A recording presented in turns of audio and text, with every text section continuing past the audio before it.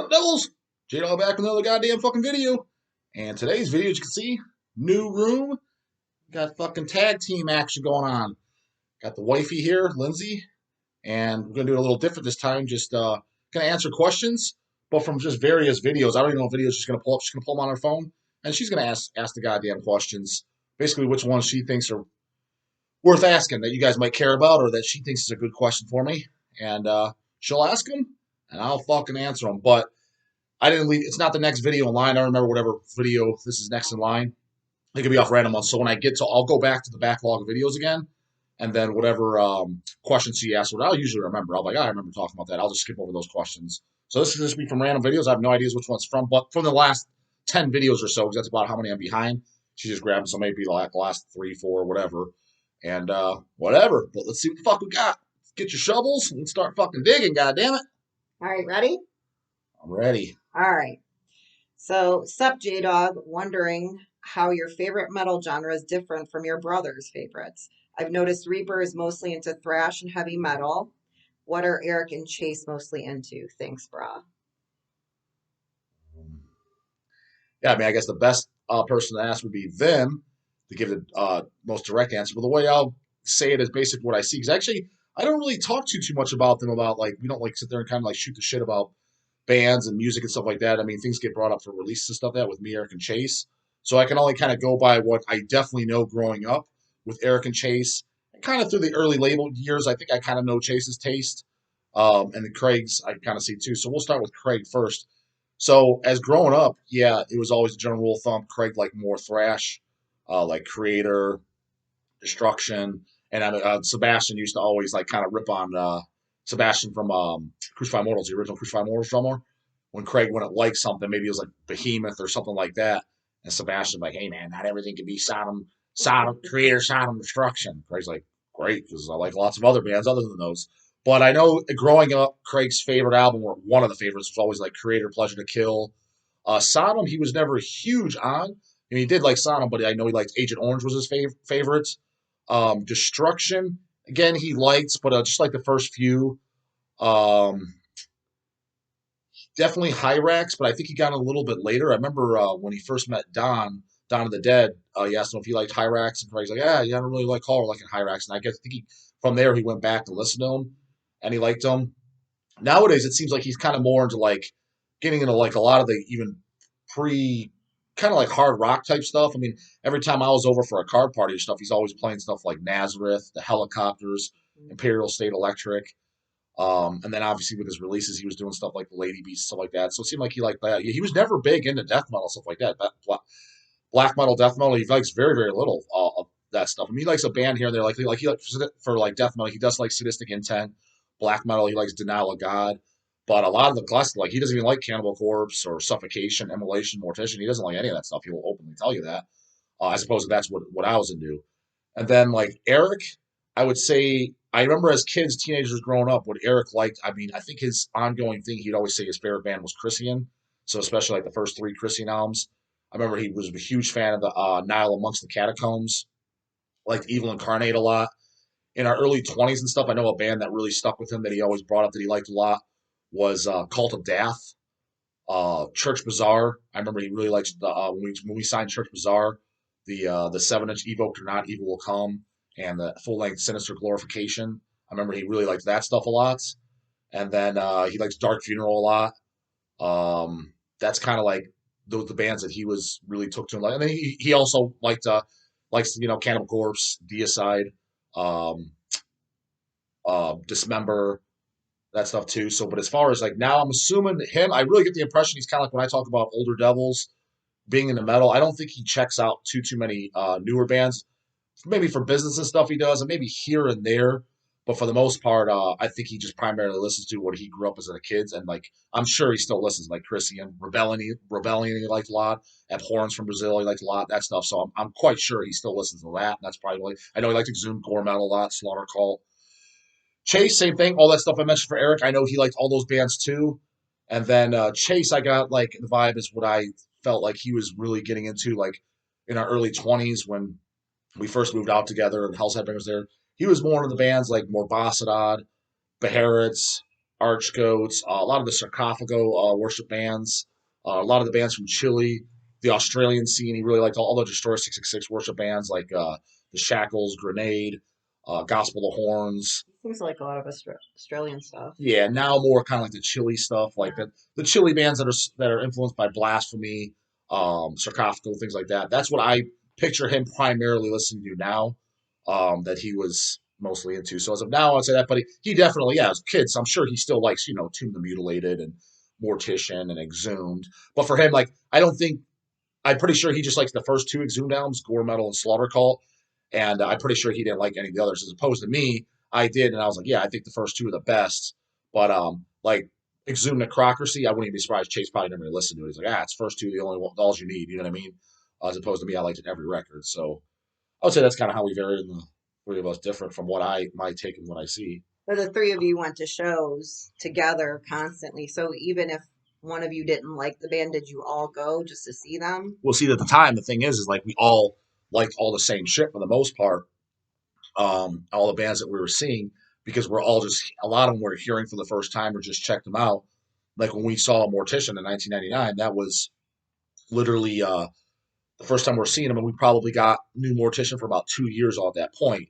And then the opening band was Skinless. We never heard Skinless. Skinless was just opening for them. They only had the first album out. I loved it. And I think, I mean, Eric and Chase, I remember them liking it. I don't know if they still like, for example, the first Skinless to this day, I'm assuming. But at the time they liked it. I get the vibe they're like, yeah, it's pretty good. It's probably not an album they go back and listen to a lot and stuff like that. Like I remember a band like for me, somebody asked it recently in the comments. I remember seeing like Dissenter live from Chicago, and I remember they're being pretty good, but it's been years since I bust that disc out.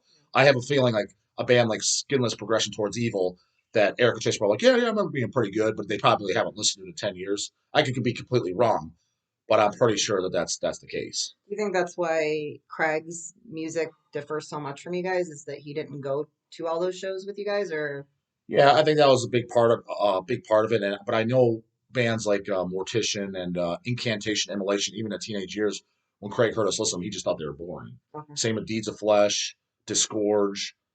He's like, it's fucking boring. Yeah. So he did say that, but I'm sure some of the bands hearing them for the first time and stuff like that, like going to shows and seeing the local bands like Decrepit and From the Depths and stuff like that, which me, Eric, and Chase, that's how we songs. They're opening for bands, and we're like, this is great. That's probably why we liked him, and Craig didn't really care, never got him. He kind of just heard them years later, like us listening to them at home, whatever, just kind of like, whatever. Mhm. But as opposed to we got to experience them live, and they opened up for whoever, and we're like, yeah, I thought they were great. So I'm sure that definitely had a little bit to do with it. Yeah. All right. Well, that kind of goes into my next question: Uh-huh. is have you ever went to a show and the supporting bands outdid the headliner? You gotta give the shout outs to the Devils. Who I'm asked? sorry. They like their shout outs. Who's that from? I don't know. I didn't know I had to do shout outs. Don't have to, but Devils are gonna be fucking bummed. Supporting acts blew away the. Is that the question? Basically, the supporting act was better than Yeah, the open. was better. Well, I mean, first thing comes to my mind, they canceled, but when Exhumed opened up for Mayhem, Mayhem canceled. They were on the Grand Declaration of War tour, and I never seen Mayhem at that point, but they had that horrifically gay fucking Grand Declaration of War album, so I'm assuming they're playing songs off that. So, and Exhumed, that was one of my, to this date, one of my favorite shows I've ever seen. And I would say that if Mayhem ended up playing, Exhumed definitely would have blown them off the stage. But to answer directly, as far as bands that definitely did both play, somebody, yeah, the opening act. I wasn't there in front in 1990. I was always told when Carcass toured with Death. Carcass was on Symphonies of Sickness. It was the first time they came to the U.S. and Death was touring for Spiritual Healing. I remember guys like Mike Hughes. I'm pretty sure Chris Dora said it too. I know those guys were at that tour. Dawn of the Dead said the same thing. They all said that Carcass blew fucking Death off the stage. I remember hearing that, yeah, from multiple people. But as far as my own, trying to think. I think Ghoul opened up for somebody maybe, and they were who I forget who they would have opened up for, but it'd be kind of hard to top Ghoul. So, because I know they did open up for somebody. I'm trying to think who the headliner might have been. Um, oh, I mean, I really liked Deicide live the first time I saw him, but I gotta say, as far as just show strictly, because Deicide being one of my favorite bands, the live performance, I would say when Marduk opened opened up for him. I'd say Marduk probably outdid Deicide. They were extremely fucking good live, and that's what most people could sense because there was a lot of just total black metal guys there that weren't like Deicide fans, like the Dwayne Morses and shit were there. Always hated Deicide, and but he was there for Marduk. And I do remember people saying, "Yeah, fuck Marduk blew Deicide off the stage." I liked both band, Marduk being like my favorite black metal band, and Deicide just being one of my all-time favorite bands. I could see that Marduk was really good, so performance-wise, I would say maybe that. But other than that, as far as nobody's coming straight to my mind that I thought like he blew him away, blew the fucking the main act out of the fucking water. Mm. But I know there's definitely got to be someone else. I'm sure there is. Let's see. All right. So this is Human Brisket asked this question. That's and everything. Sorry, guys. Hey J Dog, question. How do you feel about tribute albums? I would rather skip them and buy something else. I agree, pretty much. I kind of thought they were not useless, but kind of useless because a lot of times you get a tribute album, like there was the tribute to Slayer, the tribute to Merciful Fate. Those were the ones I remember growing up on getting. There's either usually bands you don't care about on there doing cover songs, and the bands that you do like on there, it comes out on some of their official release, like Sadistic Intent covering Slayer and shit like that. It comes out on whatever album or EP. You get it anyways because I was going to buy that anyways. So the bands that I cared about, it's like I already got their cover song most of the time. Now, if it'd be a tribute album to something like, let's say something really underground, let's say someone did a tribute to like maybe Dead Infection, but isn't there a Dead Infection tribute? Maybe something like that if it was all the bands I'd care about, although there probably wouldn't be because there'd probably be a bunch of fucking modern gore grind bands that I'm not even familiar with or care about. But let's just say something, an underground band like that was getting covered, or even like Exhumed or something like that. And if it was all bands covering that I like, or even 90% of the bands I like, and let's say, but they weren't going to release it on anything else. Those songs are only allowed up on there. The bands are not allowed to put it on their next full length. They're not allowed to put it on a 7-inch, and you can only get those cover songs on that release. Then I'd pick that up because it's like, oh, okay, now I can't get these songs any other way, these versions, but I can't think of any example where that's the case. So yeah, a lot of times I just skip them. Like the Merciful Fate tribute, what is that? Doom by the I know what the cover looks like. It kind of looks like a fucking robotic version of the Don't Break the Oath Devil. I just skipped over it. I was like, a lot of bands I don't care about. And the ones I do, I have the songs on X, Y, and Z that came out on them. So I kind of, like, I never bought the disc. But I remember when getting those in and seeing them in the distro and labels like Relapse and stuff and distro bins selling them back in the day, shows and stuff.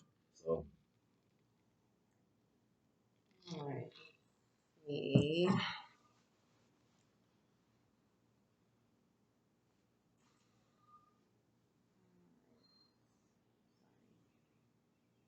This is just a comment, but see what you think about it. It's from Mike Wilder.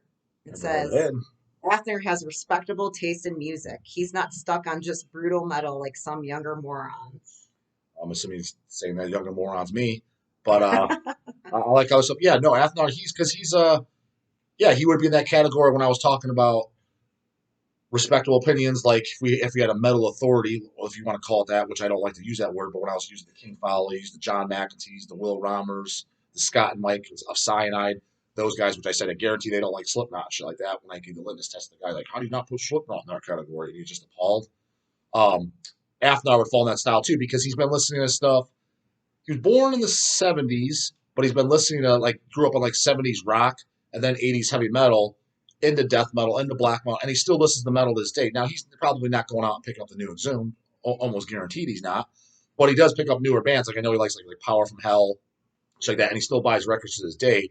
But just a lot of the more modern stuff, he's probably like, but he does like some newer bands, and that's why. So he's kind of like because a lot of the guys, even because they're older and they grew up and they were there in the beginning. That doesn't mean that they're the best sense of fucking opinion to get because they could be out of the loop for the last literally 25 goddamn fucking years. Like I haven't really checked anything else since 1997. I said, well, dude, what the fuck? Your opinion's kind of irrelevant. Like doesn't even know what Toxic Holocaust, or maybe he knows who it is, but he's never heard Evil Never Dies.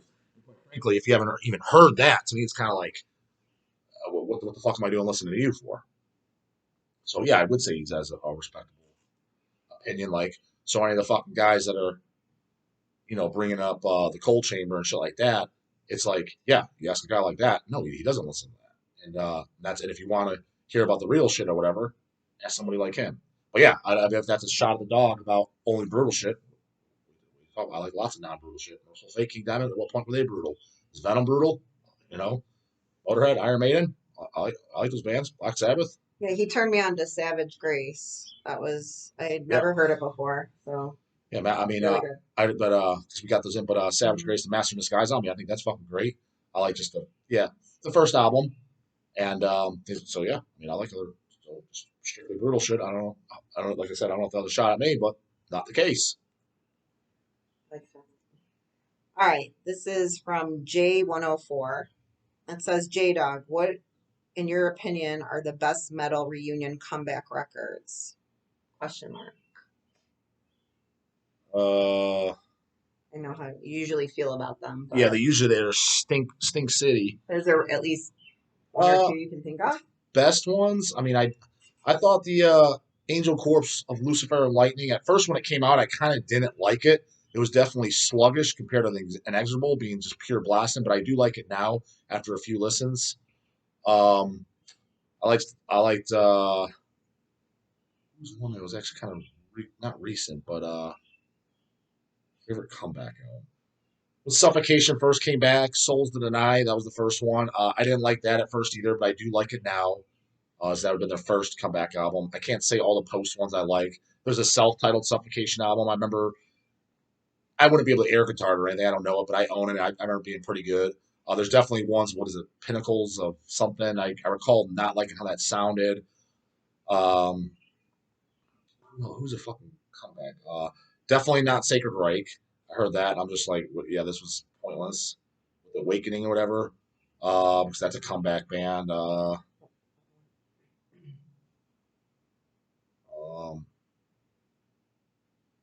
it's got to be a band that's been gone for a while. Then Yeah, came I'm back. trying to think. Definitely not Carcass. Okay, there is definitely somebody that I thought was probably. Oh, actually, well, you know what? One that I kind of do like, because I consider to come back because they're gone for so many years, is probably Hyrax, The New Age of Terror. That was came out on TPL Records, what like probably about 2003. And then prior to that, what was the one before it? It was definitely several years. So I consider that a comeback album, especially being a full length. And I liked that. And I pretty much like every single thing by Hyrax. But I thought the New Age of Terror, I thought that was a great fucking record. So and you could actually, wasn't like, what the fuck is this? Or who's that singing? Can't even tell. That maybe that actually. That's going straight to my mind off the top of my head. What else we got? Goddamn it! All right, let's see.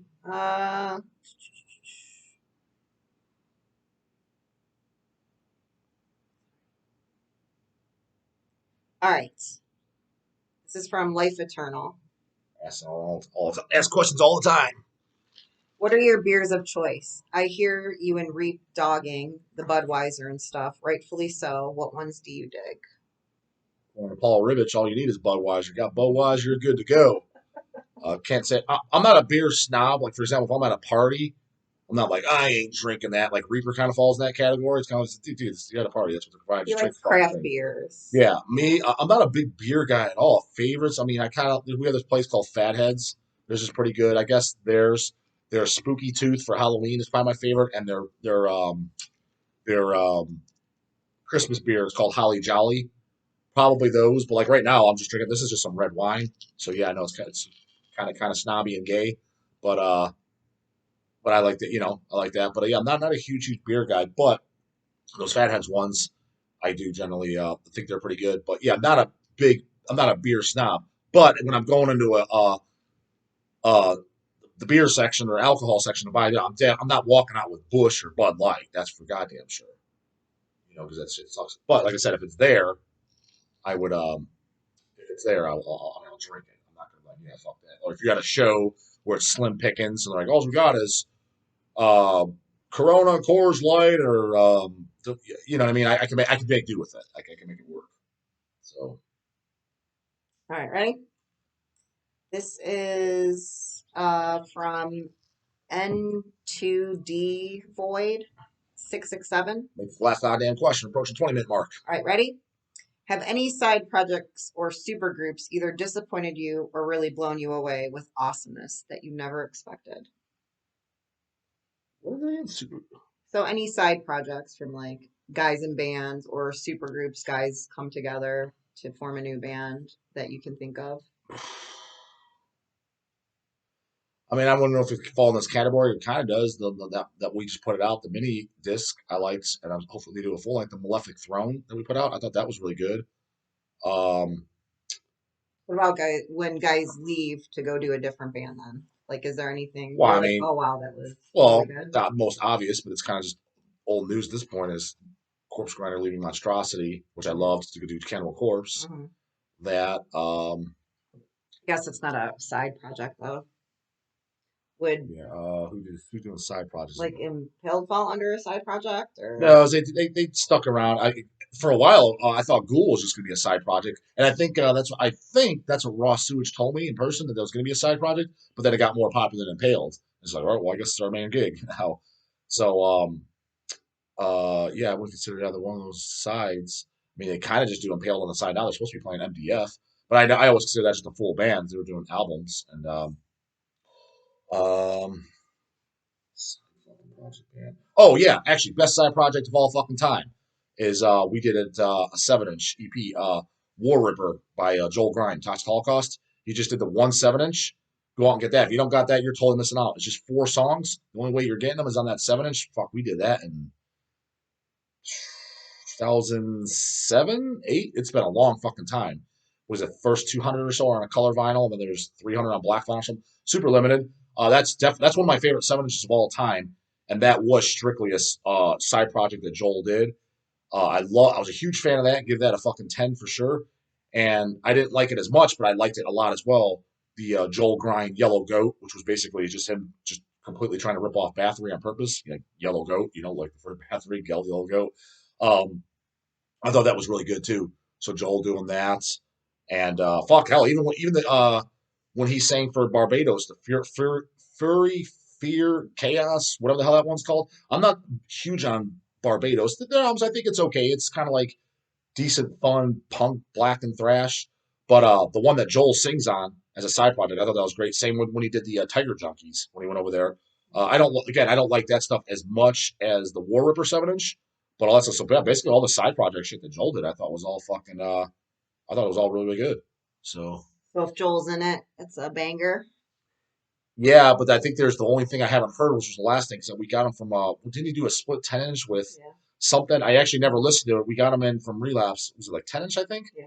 And they came in, and I was going to listen to it, and it sold out, and I kind of forgot about it. I just thought about it just now. So I haven't. So full disclaimer, in case that licks balls, I haven't heard that, but everything else that he's done, yeah, I thought, yeah, if it's got grind on it, then it's good. Grind equals good. That's the way I saw it. So all his side project shit. So, and I'm sure some guys they're always ripping on Toxic Holocaust in the comments. I'm sure they think it fucking shit suck balls, but I highly disagree. So So do I. so that's it for this one, Devils. Let me know how you liked this platform out here in the season room. Questions being asked by the lady, and yeah, want more like this? Do it. Questions, but yeah, let us know how you like this form. Do you like it? Do you like these ones better, or do you like the older format fucking better? Either way, it's still majority of them will probably be the older way because they're easy for me to crank out. You know what I mean? Just get a bunch that way. I can get you a video every day. But if you guys really like them like this, we could do I don't know maybe one a week or something like that. A couple, get them done, and what the fuck you guys think? Questions, comments, concerns, put them in the goddamn comments. God damn it! And I'll see you tomorrow See you in morning. the next one, Later. Devil.